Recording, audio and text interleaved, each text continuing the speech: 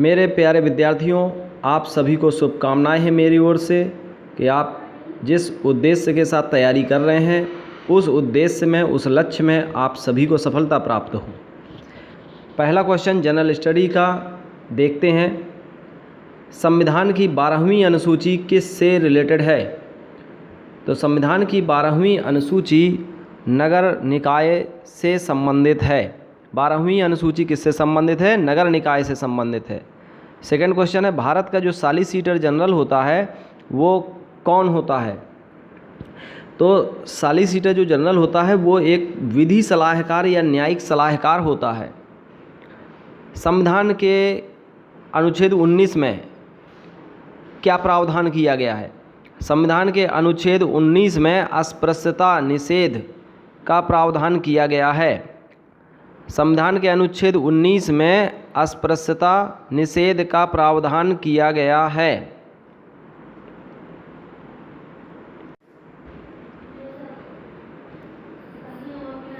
संविधान के अनुच्छेद 19 में क्या प्रावधान किया गया है? तो संविधान के अनुच्छेद 19 में अस्पृश्यता निषेध यानी कि छुआछूत निषेध के लिए प्रावधान किया गया है।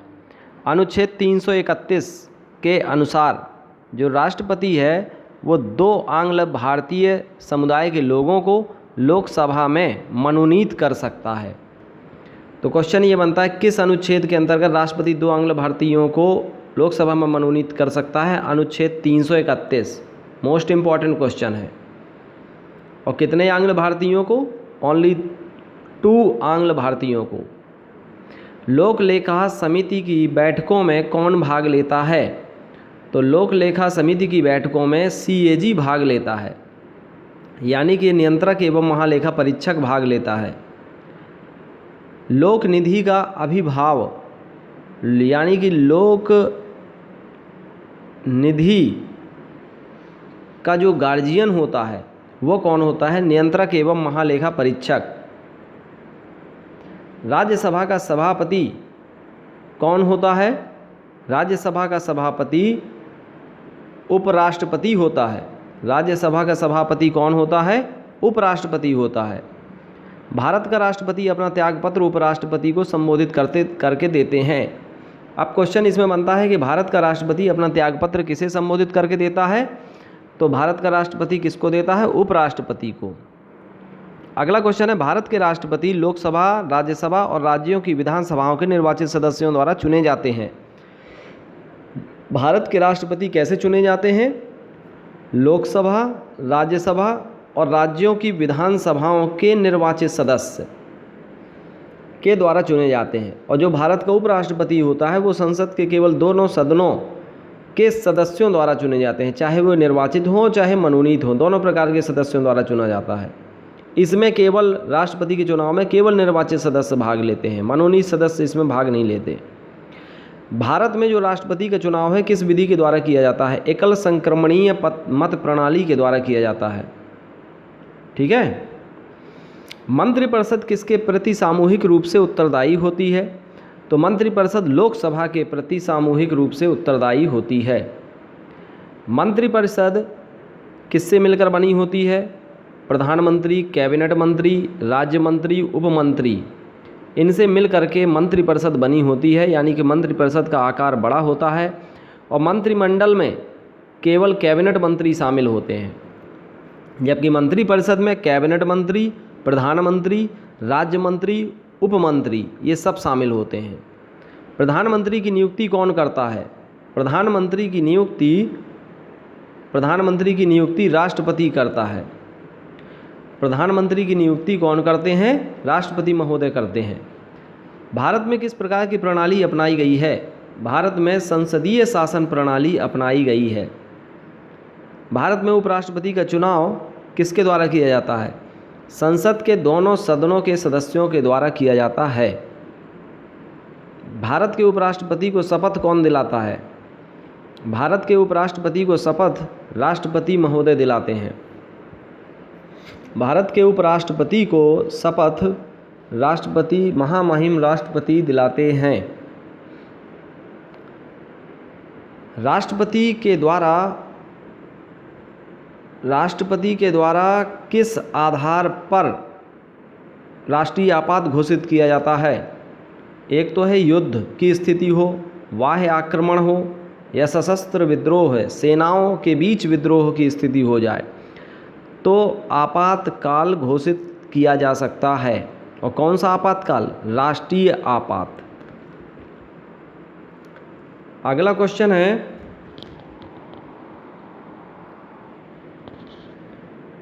कि 42वें संविधान संशोधन 1976, इसके द्वारा उद्देशिका में कौन सा शब्द जोड़ा गया? तो वो है समाजवादी शब्द जोड़ा गया। क्वेश्चन ये भी बन सकता है कि समाजवादी शब्द किस संविधान संशोधन के द्वारा उद्देशिका में जोड़ा गया? तो ये 42वें संविधान संशोधन अधिनियम 1976 के द्वारा जोड़ा गया। संवैधानिक उपचारों का अधिकार, संवैधानिक उपचारों का जो अधिकार है, यानी कि यदि मूल अधिकारों का उल्लंघन हो रहा है तो उसका उपचार कैसे किया जाए, वो संवैधानिक उपचारों का अधिकार अनुच्छेद 32 में वर्णित किया गया है। अनुच्छेद 32 मूल कर्तव्यों का उल्लेख भाग 4 का अनुच्छेद 51 का में किया गया है। मूल कर्तव्यों का उल्लेख भाग 4 का अनुच्छेद 51 का में वर्णित है। और मूल कर्तव्य वर्तमान में 11 मूल कर्तव्य संविधान में वर्णित हैं। संविधान संशोधन की पद्धति किस देश से ली गई है भारत में? तो संविधान संशोधन की जो पद्धति है वो दक्षिण अफ्रीका से ली गई है। अनुच्छेद 1 भारत अर्थात इंडिया राज्यों का एक संघ होगा, ये इसमें लिखा गया है। अनुच्छेद 1 में भारत अर्थात इंडिया राज्यों का संघ होगा। भाषाई आधार पर गठित होने वाले राज्य का नाम बताइए। तो भाषाई आधार पर गठित होने वाला पहला राज्य है आंध्र प्रदेश, सन 1953 में गठित हुआ था। राज्य पुनर्गठन आयोग और राज्य पुनर्गठन अधिनियम, ये कब किस समय की घटना है? ये राज्य पुनर्गठन आयोग की स्थापना 1953 में हुई थी और राज्य पुनर्गठन अधिनियम 1956 में बना था। जूनागढ़ रियासत को जनमत संग्रह से भारत में शामिल किया गया। न्यायिक पुनर्विलोकन की व्यवस्था किस देश में है? भारत और यूएसए में है। भारत और संयुक्त राज्य अमेरिका में दोनों में न्यायिक पुनर्विलोकन की व्यवस्था है। दोहरी नागरिकता का प्रावधान किस देश में है? दोहरी नागरिकता का प्रावधान यूएसए में है। बालात श्रम का और एकल नागरिकता का प्रावधान कहाँ है? वो अपने इंडिया में है। इंडिया में और ब्रिटेन में भी है एकल नागरिकता। दोहरी नागरिकता अमेरिका में है, वहाँ संघ और राज्य की अलग अलग नागरिकता होती है अमेरिका में, जबकि यहाँ पूरे भारतवर्ष की एक नागरिकता होती है। बालात श्रम मानव के दुर्व्यवहार और ज़बरदस्ती किसी से श्रम नहीं कराया जा सकता और मानव के साथ कोई दुर्व्यवहार नहीं किया जा सकता। बालात श्रम का प्रतिषेध अनुच्छेद 23 में किया गया है। अनुच्छेद 23 बलपूर्वक किसी से हम श्रम नहीं करवा सकते, इसका उल्लेख अनुच्छेद 23 में है। मूल अधिकारों को प्रवर्तित कराने के लिए उच्चतम न्यायालय सुप्रीम कोर्ट को 5 प्रकार की रिटें जारी करने की शक्ति है। उच्चतम न्यायालय को मूल अधिकारों को प्रवर्तित कराने के लिए एक तो है बंदी प्रत्यक्षीकरण, परमादेश, प्रतिषेध, उत्प्रेषण, अधिकार परीक्षा। इसके बाद है संपत्ति का अधिकार। पहले मूल अधिकार था लेकिन वहाँ से उसको हटा दिया गया। किस संविधान संशोधन द्वारा? 44वें संविधान संशोधन 1978 के द्वारा मूल अधिकार से इसको संपत्ति के अधिकार को हटा दिया गया है। अब ये केवल एक वैधानिक अधिकार है, कानूनी अधिकार है। ठीक है, मूल अधिकार नहीं है संपत्ति का अधिकार। मूल अधिकारों का संरक्षक किसे कहा जाता है? मूल अधिकारों की जो सुरक्षा करने का दायित्व है वो सर्वोच्च न्यायालय को है। तो मूल अधिकारों का संरक्षक सर्वोच्च न्यायालय है। राज्य के जो नीति निर्देशक तत्व हैं इनका उल्लेख कहाँ है? संविधान के भाग 4 अनुच्छेद 36 से 51। भाग 4 अनुच्छेद 36 से 51 में है। भाग 4 का में मूल कर्तव्य है, याद रखिएगा, लेकिन भाग 4 में नीति निर्देशक तत्व हैं। अनुच्छेद 51 में क्या है? अंतर्राष्ट्रीय शांति और सुरक्षा से संबंधित प्रावधान है। अनुच्छेद 51 अंतर्राष्ट्रीय शांति और सुरक्षा। ग्राम पंचायतों की स्थापना अनुच्छेद 40 के तहत की गई है। पर्यावरण संरक्षण और वन और वन्य जीवों की रक्षा, ये है अनुच्छेद 48 का। अनुच्छेद 48 का में वर्णन है, यानी कि राज्य के नीति निर्देशक तत्वों में वर्णन है पर्यावरण संरक्षण और वन और वन्य जीवों की रक्षा से संबंधित प्रावधान। अनुच्छेद 48 4 4 दूनी 8 48 का। 48 का में मूल कर्तव्य किस समिति की अनुशंसा पर जोड़े गए थे? स्वर्ण सिंह समिति की अनुशंसा पर जोड़े गए थे। किस संविधान संशोधन द्वारा जोड़े गए थे? 42वें संविधान संशोधन 1976 के द्वारा जोड़े गए थे। भाग 2 में किस चीज़ का उल्लेख है? नागरिकता के बारे में उल्लेख है। ठीक है। भाग 3 में मूल अधिकार के बारे में है। भाग 4 में राज्य की नीति निर्देशक तत्वों के बारे में है और भाग 4 का में मूल कर्तव्य के बारे में है। ठीक है।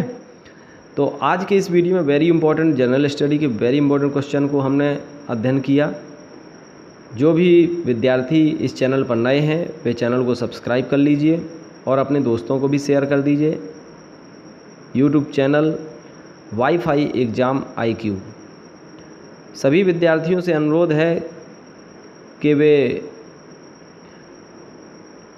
निरंतर लगातार अपने अध्ययन को बढ़ाते हुए अपनी तैयारी को फ्लो में लाएं, क्योंकि बहुत ही कम समय आप समझिए एग्ज़ाम में।